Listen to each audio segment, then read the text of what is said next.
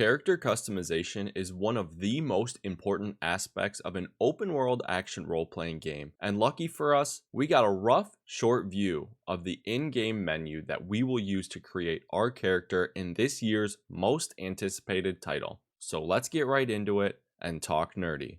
Many of us have speculated over the last few months about what customization options we will truly have for our characters. While we didn't get an official list of everything we can tinker with, we got the next best thing: in-engine footage of the menu. Now this menu could change just like almost everything that is pre-release, but it looks pretty polished. This short clip was a blink and you missed it type deal during the Autodesk event on August 3rd. I'll play the clip for you now, but then I'll break it down into more detail. I'm glad I was watching the event because this is just another great piece of information that the Autodesk event blessed us with. Make sure you stick around until the end of this video if you're curious what that sneaky final tab is. When I'm initially looking at this scene, I see a few things to note.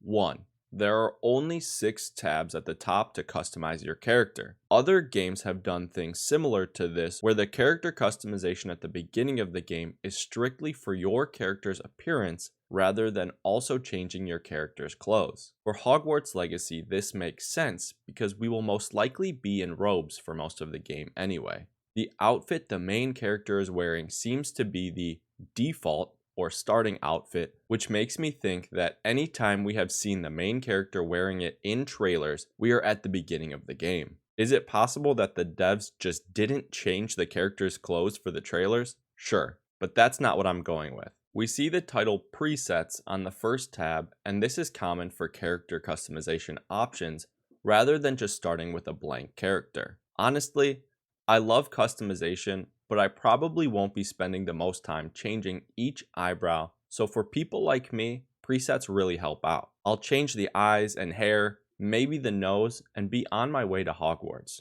I also wonder if there's a randomize option to get more presets if you don't like any that you see, but it wasn't shown here. The next tab over is labeled Faceware. Interestingly enough, the image on the tab looks to be a mask, but the only starting faceware option is glasses. I hope we can end up wearing masks later on in the game, especially if we decide to go down a dark path. We also see a section for face shape, but these seem to be presets as well, so it won't be as in-depth as we are thinking. Games like Skyrim or even the NBA 2K series let you use sliders to customize the character's face exactly as you please. It looks like we will have a wide variety of skin color or skin tones, as we can see a long bar with at least 20 dots on it. I would guess that each dot is a new color and that we won't be able to make our skin green, blue, or any other fun color. Maybe Hogwarts Legacy wants the game to be a bit more grounded in this fantasy world. Next, we get the hairstyle tab.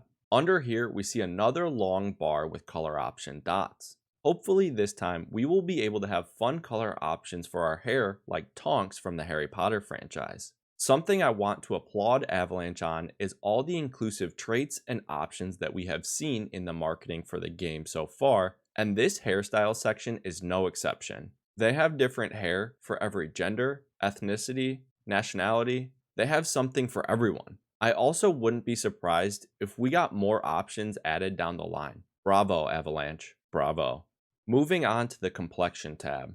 We see 2 more bars under the freckle and mole section at the top. I have 2 thoughts on this. 1, each bar could be one of those things respectively. 1 is for freckle presets and 1 is for mole presets. Or 2, one of those bars could be for freckles and moles, and the other could be for the amount of freckles and moles that you want on your character. I think I'm leaning towards the first option though. Directly under that, we get scars and markings. I don't think we will be seeing anything crazy though, like a lightning scar option, as this is our adventure, but having this as an option is pretty standard for RPG games, so I'm not surprised. The last tab we are actually shown is eyebrows.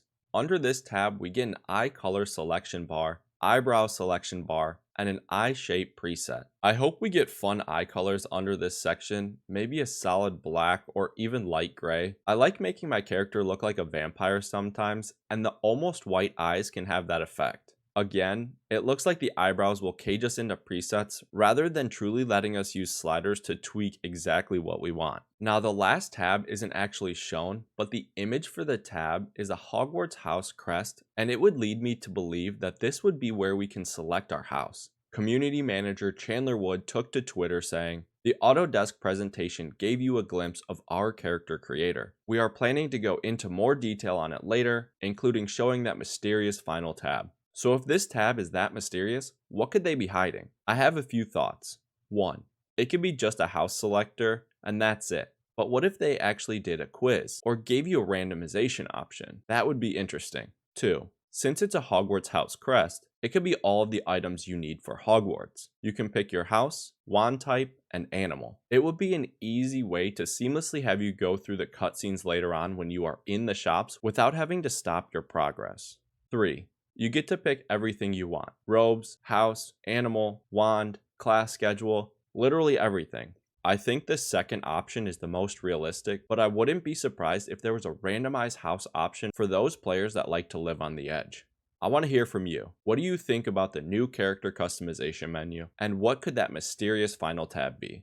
Let me know in the comments below. If you enjoy my content, like the video, share it with a friend, and subscribe to help me reach my next goal of 1,000 subscribers. Stay connected with me outside of YouTube and follow me on Twitter @nightly_nerd. Thank you for watching. I'll see you in the next video.